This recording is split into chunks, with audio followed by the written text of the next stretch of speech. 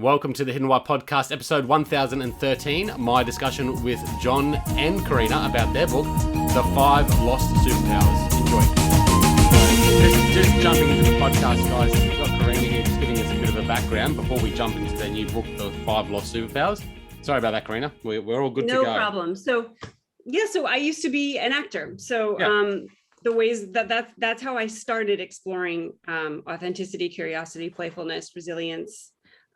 Was through that lens of trying to embody different human beings and explore those traits and activate them in myself. And I loved it. I loved just studying and trying to figure out and get inside human beings and their stories and all the crazy things that we do. And then moved in coaching and training and facilitation, and so that's the lens that I now explore all of those same things through. So I'm working with people to explore their curiosity, resilience, compassion, etc. And think about how they can utilize those things. So just helping people really get those back into their lives. So the five lost superpowers, just touching on those quickly. Curiosity, resilience, authenticity, compassion, and playfulness. Is that right? You got it. Gotcha. Cool. So John, what's your background, mate? You're obviously into this arena as well of coaching and helping people reignite their superpowers. Yes, my background, I spent the first half of my career roughly in industry. It was in the chemical industry. And what's interesting about that, if anything, is that I had no chemistry background. I wouldn't know an inorganic chemical from an organic chemical. But I was successful. I was a high performer. And that success was based predominantly on my curiosity and the fact that I had this sort of learner's mindset. And I took advantage of that mindset. And people actually, they do like to talk about themselves. They do like to feel smart, and they are smart. And so curiosity was the first of the superpowers that came to mind when we thought about the five lost superpowers, because it's so near and dear to me and to what we do. Yeah. I love that curiosity piece too. And we'll jump into that in a second. But so you've written this book, The Five Lost Superpowers. Why are they lost, do you think? Because life happens. So, I mean, is it lost over generations? Is it something that we had 100 years ago or 1,000 years ago? Or is it just recently that we no longer connect with these attributes? Well, we're doing it through the lens of childhood, so that we all have these superpowers. We're born with them, and we exhibit them as children in a lot of really delightful and some non-delightful ways.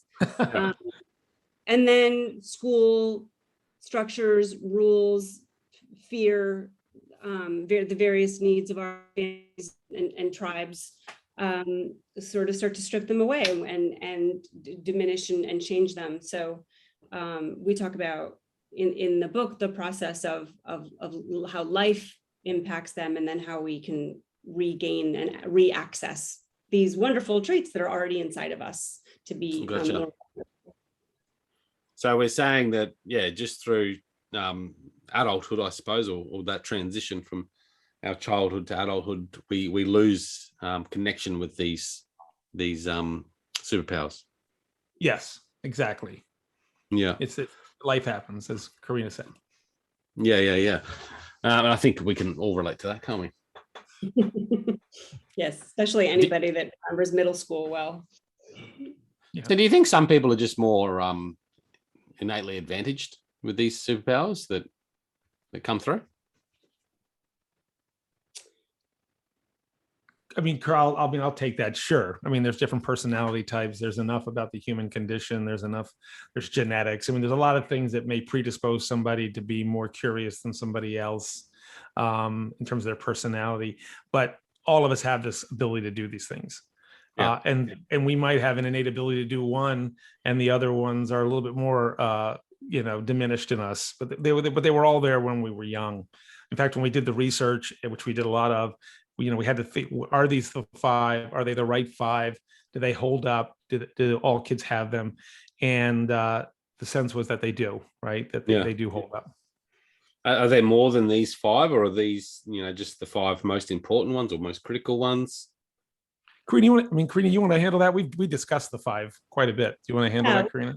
We did. We talked about it a lot, and there were other things that came up, but we felt like everything that all the various traits that we discussed can be encapsulated in these five, so that things like risk taking might be in resilience and playfulness, and that these five encompass the traits that you'd want to access, and that will make you sort of a better, more effective grown-up. And they stand alone, right? They're distinct. They're not. There's no overlap between. I mean, they are related, but they stand on their own. How are they related? Well, I mean, you could argue quickly that like playfulness is you get into imagination, you get into creativity, and then right down the street is curiosity. So you start to see that sort of. You can also curiosity and compassion. There's a relationship, because to be compassionate, I've got to be paying attention. I've got to be curious about others. I got to be curious about what they're going to. So there is some relationship, but again, they do stand alone. Stand alone. Okay, well, let's jump into them. We'll start with curiosity. I think that's a really good one, and Einstein for me comes to mind when I think about curiosity. But let's jump into that. How do you summarize curiosity? I mean, I'll take curiosity. I think curiosity, at the core of curiosity, really, we have it as kids. We lose it for the reasons, we're told, don't ask any questions. Now, not the time for questions. We get rewarded for answers. I mean, a lot of things happen to us. And, we start to form a perspective and an opinion. And for many people, we start to fall in love with our perspective. And we think our perspective is the truth, when it's simply a perspective. Yeah. And if we can, let go of the chains that we are right, but just that we have a perspective, it does free us to be curious about other people. But a lot of curiosity for adults is just getting out of our own way, and our own need to be right, and our own need to know, and our own need to be confident. All that stuff gets in the way of really being curious. And so, I think it's a powerful topic, but I think at its core, we've got to be perspective seeking and far less interested in what we think we know. Right. Yes. The more we know, the less we know. Yep. The curiosity piece. I mean, for me, I sort of think about how the brain develops and how we, as we grow in life, we are set on autopilot. Do you think a lot of curiosity is lost because we just run on autopilot? We hold on to our beliefs and perspectives.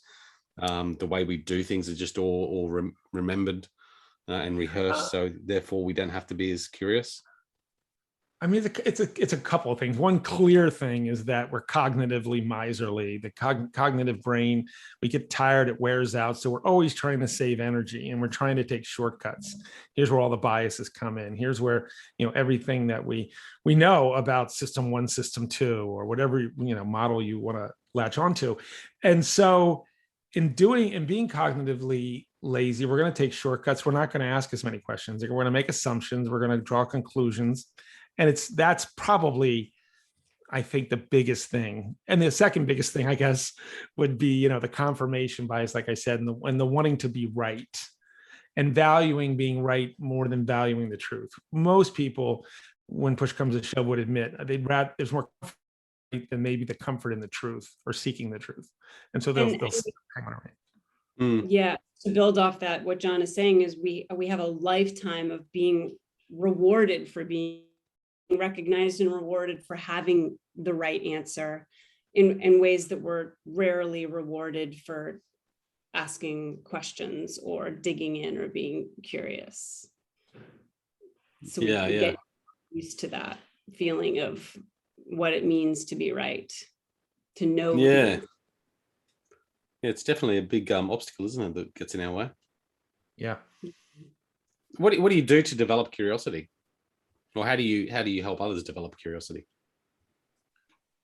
Well, there's couple things is you got to go after the mindset and the belief system. With any learning and development, you've got to get to the underlying belief system. People are acting based upon a belief or an attitude. So you got to address that. And like I mentioned, one of the beliefs is that, we're right. We just have a perspective. And And so you can address that in a number of ways to go after that. Once you get them there to say, okay, I see what you're saying, then you can get into things like, well, how do you ask better questions? How do you actually perspective seek? How do you get more curious? But you first have to have people self-discover most of these things, like curiosity, accountability, trust, any subject like that. You've got to have people very quickly self-discover that they're not where they want to be. And there are clever ways to do that in learning and development. There are awful ways to do that in learning and development. But that's the secret sauce, to get people to be receptive. And then they're open up. Is that the same with all these attributes: resilience, authenticity, compassion, playfulness? Do we need to start somewhere before we get into the actual individual ones as to how we perhaps develop resilience and curiosity, like what practices we can put in place? I don't think resilience would be. I think curiosity is probably the biggest one where you have to unwind people. The rest, it may be authenticity too, right, Corena? I mean, authenticity, probably people need to get out of their own way, but you would know that more than I do. Yeah, I think curiosity is the one that involves the most, as John just said, unwinding, because we've been so specifically rewarded for being right instead of being curious, and we're so outcome based, so we're always looking for how to arrive and get there, instead of the cliche of enjoying the ride. We just don't do that. We're driving towards outcomes and answers, and that often keeps us from being curious. I mean, I know, as a coach,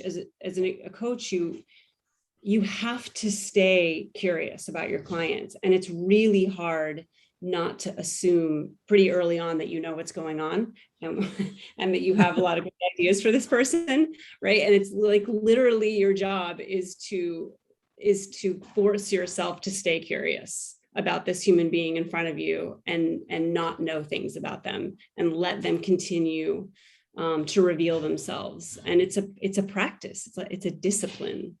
To stay curious, to stay in a state of wonder. You got to sort of be open-minded then. Yeah, you can't just, open-mindedness is probably what it's all about. Yeah, open-mindedness and just sort of actively reminding yourself. I think it's almost like a mantra for me as a coach, like stay curious, stay curious. I'll feel myself wanting to jump in and be like, okay, here's what's going on. Here's an idea, right? And it's stay curious, ask instead, keep asking. Is there any practices daily that we could put in place to help us with, remaining curious? I mean, I think it's, go ahead, Corena. Go ahead. Well, John, I mean, John's first sort of recommendation with curious is ask better questions. And I do think asking better questions reveals more interesting things about situations and people, and that people will get rewarded by asking better questions. But that's a practice too. You can notice the instinct to tell or to give your idea or give your answer and say, instead of doing that, I'm going to ask a question instead. It's, sort of noticing the impulse to tell and ask instead. Like that feels like a daily practice. We have a great activity that we have these topics that people have some emotion around, and we ask them to pick one that they have some emotion around. So it would be something like, in the States, it would be, college should be free. Well, some people feel strongly that college shouldn't be free. Yeah. And then we ask them, then I role play somebody who says college should be free, and they have to ask me questions. And it's for adults to ask questions. And they realize it pretty quickly. Their questions are, don't you think, wouldn't you agree? What about, just way. Yeah. And what do you see as the benefit of that? They just can't. So it's easy to be curious, somewhat easy to be curious on stuff we have intelligence on. Like I like point of view on gardening, and I could ask a lot of questions on gardening. But something that matters, that has any kind of meaning, emotional, it's hard to get out of our own way. So that's something, you have to first recognize, and then you can overcome it, but you have to recognize it first. You got to recognize it. Yeah. Like a lot of these things, I think. The resilience piece, let's jump into that. What's resilience, and how do we develop this? I'll pass that to you. Resilience. Yeah. And I really like the resilience chapter. Our colleague Lynae wrote it, and it gives some active things that you can do. So resilience is knowing your locus of control.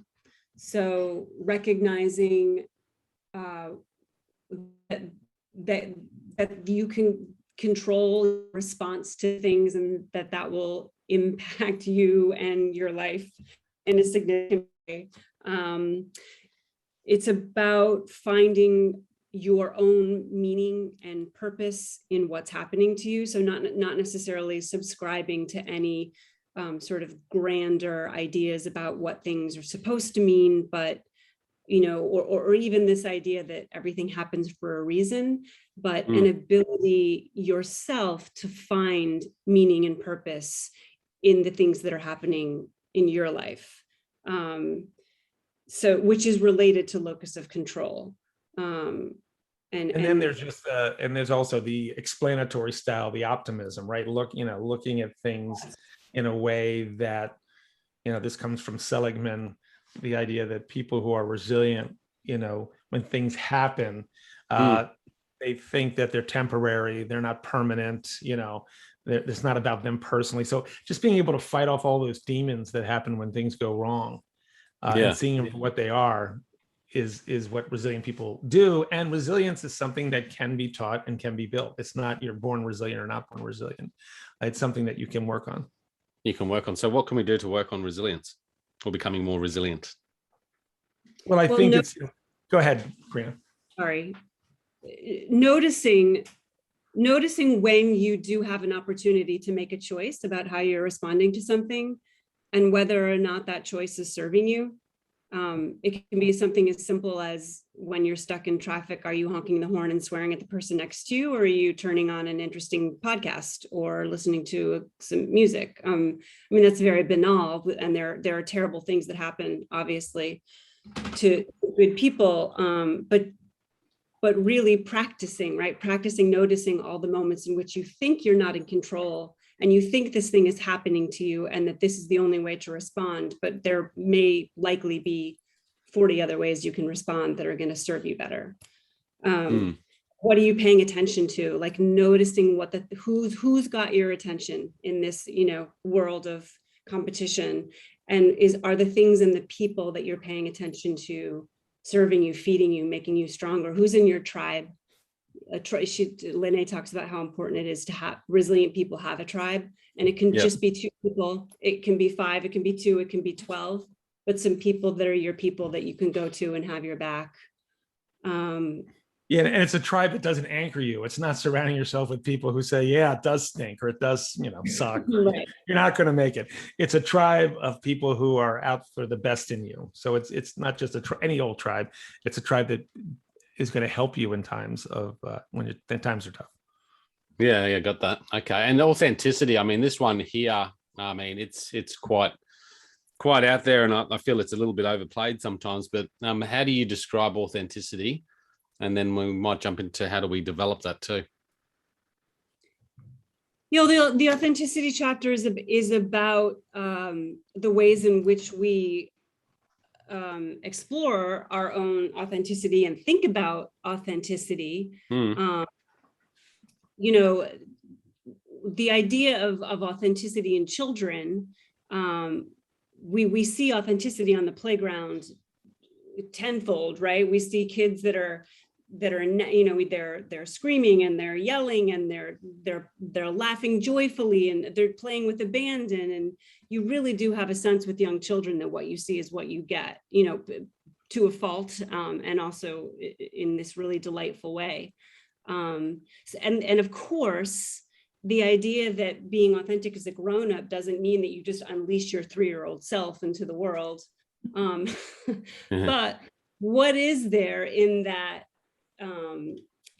authentic child that is delightful and is positive and is going to serve you as a grown-up, that you can access, which is your truth and your comfort and your joy, and being able to feel like you get to realize the full potential of who you are. And we, as we grow up, of course, we do put so many constraints and boundaries on who we are and how we behave and what we think is proper and what we think we should do. And we build walls to protect ourselves. And we just cover up that authentic self, don't we? Yeah, because our so many different environments give us clues and that we should be behaving in certain ways, and we are very good adapters and survivors, and so we spend our whole life adapting to all these different environments, and sometimes we get lost behind all that adaptation. So this is about kind of freeing yourself and figuring out in maybe a playful way, how can I show up and adapt and flex to these different environments, but do it in a way that is as fully me and comfortable as possible. Like, how can I be a person that knows how to flex to my environment, but also thrive and feel like I'm unleashing the potential of who I am? Yeah, it's a much better way to be, isn't it, when you start really being authentic as yourself rather than trying to be someone who you're not. Well, it's exhausting to be someone who you're exhausting. Not. It's got to be exhausting. I don't know how people do it. It's got to be exhausting. There's that aphorism, which I kind of hate, be yourself, everybody else is taken, but it's kind of true. If you're not who you are, then who are you being anyway? And why? I think it just takes time, like just to reconnect with that. Like, I get it that we cover it up and mask it as we try and find our way in the world. But I guess as you travel along, I feel anyway, in my experience, that I've developed this sense of authenticity just by having that suffering, that, being myself when I wasn't myself and feeling that, and then slowly learning, okay, well, this is my purpose. This is what it's about. And slowly through that process, finding my authenticity, if that makes sense. Yeah, it's definitely a process. And especially because I think that we learn more about ourselves as we get older. And so we discover more and more of who we are and who we want to be. And we can lean in. Yeah. I think, time's running out. And so you have wisdom and you're like, okay, how am I going to show up for the next 10, 15, 20, 30 years? I know what I've been doing for the last 10, 20, 30, but I got 10, 20, 30, 40, whatever ahead of me. Isn't it about time I be me? I mean, the best version of me, right? The best, there's I'm very authentic. And when I was young, I would walk in a room and I would interrupt people, and, people would say, you shouldn't do that. And I'd be, that's just me. It's who I am. But that was not a great version of me. That is me. I do walk into a room and interrupt people, but I can be a better version of me. I can still come into that room. I can still be me and not be a jerk, not interrupt. And so for some people, they fall in love with the caricature of themselves. They see themselves as this way, whatever that way is, and they can't find their way back to who they are. Or they think finding their way back will be inauthentic when it factually is authentic. There's probably a sense of vulnerability there at play, and that requires courage to be yourself, doesn't it? Absolutely. Yeah. That's in there. And also the massive favor that we do for other people when we show up authentically, when we're the first one to admit that we're struggling or hurting or anxious, then we give permission to other people to reveal more of themselves. In that way, it's just a gift that we give when we can show up authentically and give other people permission to do the same thing. Yeah, it's a friend of mine calls it the gift of going second. That they get to go second because I've gone first, and I've allowed space for them to be who they are. And I think that's a beautiful way to put it. And I think that's every leader's and manager's job to kind of make that happen. Yeah. Good point. Compassion. Let's go there. This is a really important one.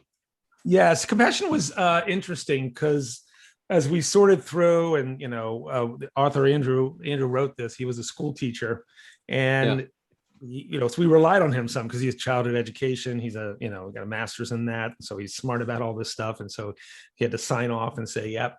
And he brought to the table compassion, and there was a little bit of like, are kids really compassionate? I mean, they're tough on each other. He says, yes, young kids, somebody falls, they all run around, they all take care of each other, even if the kid is not necessarily everybody's friend. In that moment, they go to take care of him and try to alleviate his pain. And I like compassion and Corena and I may disagree here, whether or not she likes compassion too, but, I thought empathy's been way overdone, and I have an empathy and just, all of that.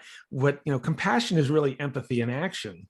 It's what makes compassion different than empathy is you're actually doing something to alleviate the pain. You're taking action. Now that has risk. We may feel like something bad could happen to us if I take action. What could happen if I take action? But it is really the living, breathing action behind an empathetic feeling, if you will. Yeah. The other thing I really like about that, I think it's important to recognize about compassion and children, and why children are compassionate, is that children believe that everybody is worthy of compassion. So children haven't developed such a strong sense of who their tribe is and who deserves compassion and who doesn't. And that's something that really gets disrupted, of course, as we become grown. It's like us versus them, isn't it? Tribalism and protecting your own self-interest. So we then muffle compassion in that process. Well, if it's us, we tend to think it's an individual. It's too bad that, they didn't deserve it. We should take care of them. This is, if it's them, it's like, well, they are, and they got what they deserve. And what are we supposed to do about them? So this us-them paradigm really strips away compassion that existed when we were children. Yeah. What, how do you, other than self-awareness, I think self-awareness is the key to all of these things, but how do we develop compassion? Like, how do we focus in on that? Like, it's innately there. Like, we're all compassionate, but is it just remembering? Well, a little bit, right? It's a little bit of expanding its inclusivity, right? This is very DE&I, but, the more I broaden my scope of what is us, the more likely I am to be compassionate. And the more narrowly I define the us, the more limited I'm going to be compassionate. So getting out of my own way and finding more what we have in common than how we are different will increase. So, so I'm a big believer in diversity, but I'm a bigger believer in inclusivity and in the idea that we need to find out what we share, because if we find that out, then we're far more likely to be compassionate and understanding and perspective seeking. Yeah, and that's where the curiosity that's probably comes in. What do you think, Corena? I think that if that alone would make a big difference for people if they really embrace that. Yeah, and remembering that key distinction that you brought up earlier, that compassion is active. So I think we can exhaust ourselves with empathy. Yes. And that's all well and good that you understand and can relate to how people feel, but it can really drain you of your energy to do anything when you just go around empathizing with everybody. So that helped me to think, where I want to put my energy is into being compassionate, so that I can think about how I can do something here. The interesting thing about perspective seeking, curiosity, and a lot of these things is the wealthier one becomes and the more successful one becomes. And there was just an article I saw about this, the brain chemistry around this. But power and wealth and success can actually diminish one's compassion, diminish one's perspective seeking, because they simply think that that's something other people should worry about. I don't need to think about other people. I'm higher on the food chain. I've been successful. Nobody thought of me. There's a story that it's not fait accompli. You can be wealthy and be compassionate, but according to the research and the brain chemistry, it may be more challenging. You have to be more conscious of it, the better off you are, which is maybe for some people counterintuitive, but that's what the research is telling us. Yeah. I like that. I know the last one here, playfulness. Corena, you're probably the best person to start with that, being an actress. Well, John actually wrote that chapter, but yes, it's. Did you write that chapter, John? No, I did. I apologize. No. Hear what Corena says about my lovely chapter. Let's see what she says. Yeah. Well, I have to tell you, it's funny that you say as an actor, because I love playfulness as a coach, actually, because when I'm working with my clients and they're trying to play with the boundaries of their authenticity, or, you've been asking a lot about, well, what are some things that we can do to try to be more compassionate or more resilient or curious? And what does that really mean when you show up to a situation and do something differently? Like, offer an idea before you usually would, or speak up in a meeting, or whatever it is. And what we do is play. We play around with the edges of what's comfortable and go try new things. And so I always encourage them to be playful as they're experimenting and trying to rewire a little bit. Because if you take yourself too seriously while you're trying to change your behavior and do new things and be courageous and take risks, it's going to be really, really hard. But if you can bring in a little bit of play, it's going to get a lot easier and be a lot more fun. Yeah. I try to play a bit, but it is hard. It is hard to relearn how to play. John, what made you write this chapter? Isn't that a funny sentence? It's hard to play. It's hard to learn. It's weird, isn't it? What made me write it? Well, I mean, we're talking about children, and you can't talk about children without thinking, well, they're playful. And then you got to look at, well, is that a good thing? Would that be a good thing in adults? And when you do the research, and it's in the book, yes, a lot of the mistakes or problems are attributed to our lack of play. And then the more you read about the topic, or the more you research in the topic, I mean, there's a quote on page 102 of the book, which I love, but the Board of Innovation. So there's this thing called the Board of Innovation. And they say ideation is not a matter of getting the right people in the room, adding some Post-its and beers to the mix, and waiting for 3 hours for the next disruptive venture to somehow come into being. Okay, so it's not just that. So what is it? Well, here's where they get wrong. They go, a good ideation session is hard work. Wow. Yippee. Here we go. We just can't get out of our own way. I mean, we're talking about, let's get creative, but don't, it's hard work. It can't be play. You can have fun. It's just we can't get out of our own way and accept the reality that, play and being playful, not and having is engaging at the right, the neurochemistry is right here. And so we want to get on that side of that. There's another recent article, I think it's in the Atlantic, where with the Great Resignation going on, this author, another book coming out, he talks about play, that play is the answer. Well, and I don't think anything is the answer. I think play is one of the answers. But clearly playfulness and allowing other people to be playful makes them more engaged, makes them more willing to take risk, recognizes that if I make a mistake, it's not the end of the world, creating that environment where risk can be taken, vulnerability can be shown, all happens in sort of atmosphere of play. There's still rules, there's still, things to be done, but it's much more freeing and liberating than it is anything else. I can really see how playfulness really would drive all the other attributes we've talked today as well. I can see how playfulness will help with curiosity. I can see how it will develop a sense of compassion and authenticity, and certainly resilience as well. That's actually got a big part to play in it all. And I think if we could just learn to not take things so seriously, life is serious, but it's okay to have fun, on the ride. Yeah. And one thing you've mentioned is that a lot of these require, some degree of courage or risk taking, and those things just happen naturally when you're playing. When you're being playful, you embrace risk taking and you feel more courageous. So that's a great way to put it. I think play is a sort of it's almost like a vehicle to all of these other things.